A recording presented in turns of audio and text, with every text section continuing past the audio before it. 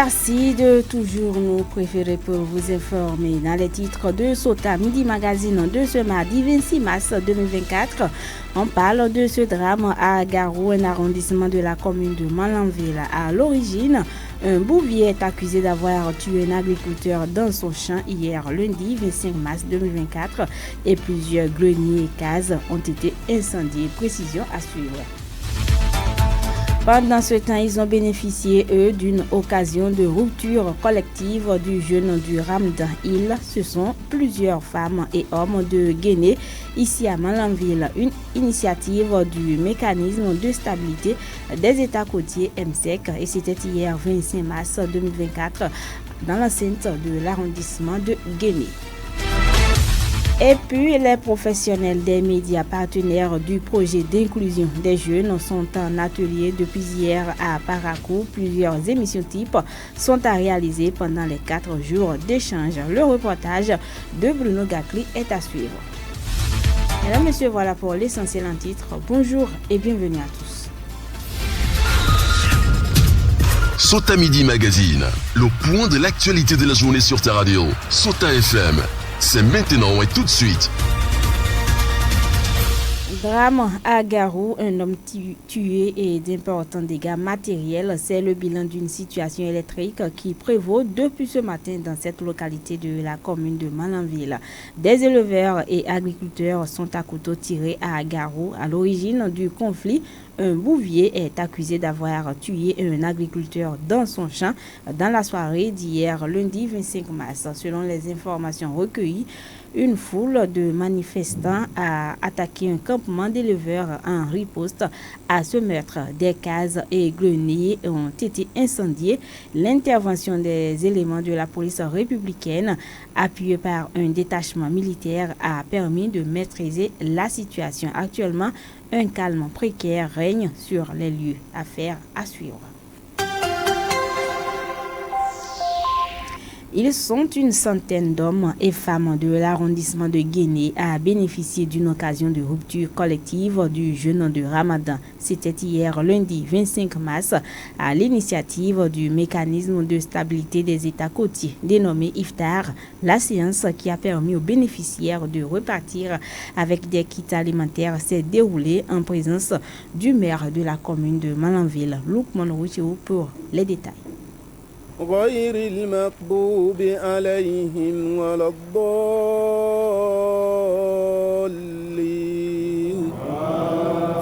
Au premier entendement, on se croirait dans une mosquée, mais erreur. Il s'agit d'une ambiance inhabituelle au bureau d'arrondissement de Guinée, lieu choisi pour la rupture de jeûne ce lundi 25 mars 2024. Les fidèles musulmans, après une journée de privations diverses, ils sont conviés pour étancher les soifs. L'initiative est de MSEC, mécanisme de stabilité des États côtiers. Des jus, des repas cuisinés sur place, des fruits, tout un panier d'aliments mis en place pour le service. L'initiative est de créer une ambiance de coexistence et de tolérance au sein des communautés. Un motif de satisfaction pour Guy Damigado, maire de Malanville, présent à la séance. C'est un événement heureux. Un événement heureux parce que c'est l'OIM qui, dans le cadre de ses actions en vue donc de la cohésion sociale, a décidé d'organiser donc une séance de don de kits alimentaires. Avant le don de kits alimentaires, c'est d'organiser donc les femmes pour qu'elles puissent préparer et que donc la nourriture puisse être servie pour que ensemble la rupture de carême puisse se faire ensemble. Tout cela, c'est dans le cadre de la cohésion sociale. Selon l'autorité communale, l'occasion contribue au renforcement de la cohésion sociale et la paix au sein des communautés. Une joie pour Salifou Youssoufa, chef de l'arrondissement de Guinée. C'est de la joie que cette organisation continue à intervenir dans l'arrondissement. Au-delà des repas servis sur place, les organisateurs ont mis à la disposition d'une centaine de personnes invitées des kits alimentaires composés de paquets de sucre, de boîtes de lait et de fruits de dattes. Dans le rang des bénéficiaires, l'on se confond en remerciements. Je m'appelle Iboulou Noéline. Vraiment, je suis très contente. Après Guinée, d'autres arrondissements de Malanville accueillent ces séances de iftar, rupture collective et dons de kits alimentaires. Merci à Lukman Rochero pour ce compte rendu. Mesdames, Messieurs, démarrage des travaux de production du projet d'inclusion des jeunes prodiges dans sa composante numéro 1 à Zoli, lundi 25 mars. À Parakou, pendant 4 jours, les professionnels des médias vont se donner la main pour la réalisation de plusieurs émissions type. Bruno Gakli pour le reportage. La cité des Kobourou accueille les professionnels des médias venus de tous les départements du Bénin dans le cadre de la première conférence de coproduction des émissions et autres genres radiophoniques, ceci avec les points focaux des radios partenaires du dispositif Azoli. Bien concentrés, ayant les yeux rivés sur un écran géant, ils sont à l'étape des conditions de travail et des thématiques à aborder. Impulsé par le projet d'inclusion des jeunes prodiges. À la table des officiels, en face des participants figure en bonne place Maurice Zanou, directeur départemental suivi évaluation informatique et communication d'ESSEC en abrégé. Tout vêtu d'une tenue good luck, lunettes en vue, plante le décor en ces thèmes. Nous sommes là pour le challenge commun qui est d'apprêter des émissions modèles, des émissions tampons pour l'accompagnement des peu ou pas instruits. Nous sommes à un tournant décisif, vous le savez, parce que les objectifs assignés pour 2024 sont énormes, aussi bien sur le plan de l'emploi salarié que sur le plan de l'emploi indépendant. Visage rayonnant avec un sourire captivant, Edgar Sambini, le chef antenne départemental ANPE du Borgou, choisit de revenir sur l'importance du dispositif Azoli et compte sur les points focaux pour l'atteinte des objectifs. Cette première conférence de coproduction vise à revoir ou à améliorer ce que vous avez déjà fait et à s'interroger sur l'impact de vos émissions sur la population. Et à l'issue de ces 5 jours de conférence sur la coproduction des émissions, je crois que vous devez repenser sur comment faire pour que la jeunesse puisse vraiment être informée de ces émissions afin d'atteindre vos objectifs. Démarrée ce lundi 25 mars, la première conférence de coproduction de l'année 2024 des points focaux du dispositif Azoli prend fin le 30 mars avec à la clé des émissions de bonne facture déjà réalisées et prêtes à diffuser dans la plupart des radios partenaires. Merci à Bruno Gakli pour ce reportage. Mesdames, Messieurs, autre information dans cette édition officiellement lancée en juin 2023 à Niki par le ministre de la Santé. La politique nationale de santé communautaire qui prend en compte 6 communes est à sa phase pilote. 7 mois environ après sa mise en œuvre, les 342 relais communautaires recrutés pour le compte de la commune de Malanville ont reçu chacun un matériel roulant. La cérémonie officielle de remise des vélos relais a eu lieu hier lundi 25 mars 2024 à la mairie de Malanville en présence des autorités communales, les responsables sanitaires au plan local, les bénéficiaires et plusieurs autres acteurs. Une occasion pour le médecin coordonnateur de la zone sanitaire Malanville Karim Maman de saluer le travail abattu sur le terrain par les relais communautaires. Docteur Olukoukou Olukoni, qu'on écoute. Vraiment, les relais font un gros travail sur le terrain. Quand nous avons fait un point des indicateurs, que ce soit la santé des enfants, la santé des mères, les accouchements, la vaccination, les consultations prénatales, nous avons remarqué que, comparé à 2022, nous avons eu des progrès. La référence précoce des cas, l'accompagnement des enfants pour la vaccination, la référence des cas de CPN, la référence des femmes enceintes pour les accouchements en institution. C'est pourquoi le gouvernement, à travers l'UNICEF, qui est un partenaire technique par rapport à la mise en œuvre de cette phase pilote-là, a doté ces relais communautaires de moyens roulants. Aujourd'hui qu'ils ont des vélos que l'UNICEF a mis à leur disposition, ça leur permettra d'aller dans les ménages qui sont un peu éloignés. Autour du secrétaire exécutif de la mairie de Malanville de féliciter et d'encourager ses agents déployés dans les 5 arrondissements de la commune. Olivier Aloukoutoui.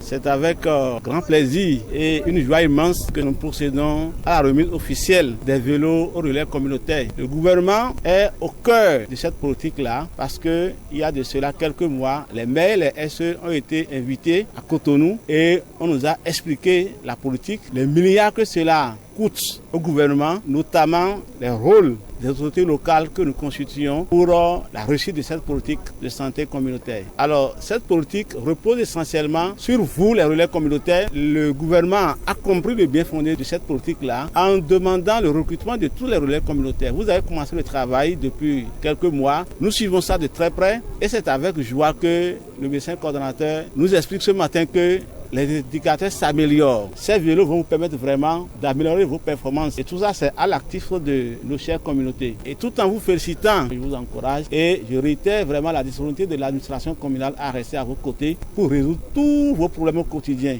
Le maire Guidami Gado a exhorté les bénéficiaires à faire un bon usage des vélos reçus pour l'atteinte des objectifs visés. Je vous invite à suivre un extrait des propos du maire de la commune de Malanville, Guidami Gado. Je voudrais attirer votre attention que vous jouez un rôle majeur et que ce rôle, Dieu merci, vous êtes en train de le jouer puisque le médecin coordonnateur vient de témoigner qu'avec cette expérience, on est déjà en train d'améliorer, n'est-ce pas, de façon substantielle les résultats au niveau sanitaire. Et j'espère qu'avec ces vélos, ce résultat va s'améliorer davantage. Et je compte sur vous que ces vélos qui seront aujourd'hui mis à votre disposition, que ces vélos soient utilisés à bon escient. Et c'est à entretenir, surtout l'entretien. Nous avons la ferme conviction que le modèle de Malanville va encourager le gouvernement à impacter encore toutes les communes. Donc c'est sur ces mots que je déclare donc la remise de ces vélos à votre disposition en tant que relais communautaire pour que vous poursuiviez la tâche que vous avez commencée. Mesdames et messieurs, on va marquer une coup de pause avant de revenir pour la suite de cette édition. Sota Info Midi, le point de l'actualité sur ta radio. Le délestage serait-il de retour au Bénin? On est tenté de répondre par l'affirmative au regard de l'indisponibilité répétée de l'électricité dans certaines localités dont Malanville. Depuis quelques jours, difficile d'avoir de l'énergie à plein temps. Des coupures intempestives sont devenues régulières aux grandes dames des populations. Suivez le ras-le-bol de quelques citoyens malanvillois. Ces temps-ci là, vraiment, je pense que ce n'est pas du tout. Quand ils ont fait couper là, moi je n'ai pas travaillé toute la journée et vraiment, à l'heure ils ont amené le courant, j'ai perdu beaucoup de clients parce qu'il y a des gens qui sont venus travailler, comme il n'y a pas de courant, ils sont obligés de repartir et ce n'est pas bien, ça nous bloque nous. Donc vraiment, si les autorités peuvent trouver une solution à ça, ça serait mieux. Il y a d'autres aussi, ils ont acheté des marchandises, par exemple ceux qui utilisent frigo et ceux qui vendent des poissons, qui vendent les yaourts, tout ça là. S'il a besoin de payer son poisson, il vient, il met ça dans son frigo et bon, le courant n'est pas là et il n'a pas, peut-être il a débuté, c'est un nouveau entrepreneur, il a débuté dedans et il n'a pas encore trouvé l'argent pour acheter groupe. Le poisson va se gâter et tout ça là, ça sera entrer en pète. Donc tout ça, ils n'ont qu'à regarder aussi et voir comment gérer pour que au moins ces trucs-là ne se produisent pas. Rien ne peut se faire actuellement sans cette énergie électrique là. Donc du coup, les coupures là ont un impact négatif sur le vécu de la population. Parce que toutes les activités tournent au ralenti avec cette coupure. Donc, c'est pas quelque chose qui est la bienvenue. L'incivisme, l'insécurité est grandissante. Pour cela, cette coupure n'est pas opportune. La situation crée d'énormes manques à gagner pour les populations, notamment les commerçants et les artisans. Et face à la réalité, les citoyens rencontrés lancent l'appel que voici.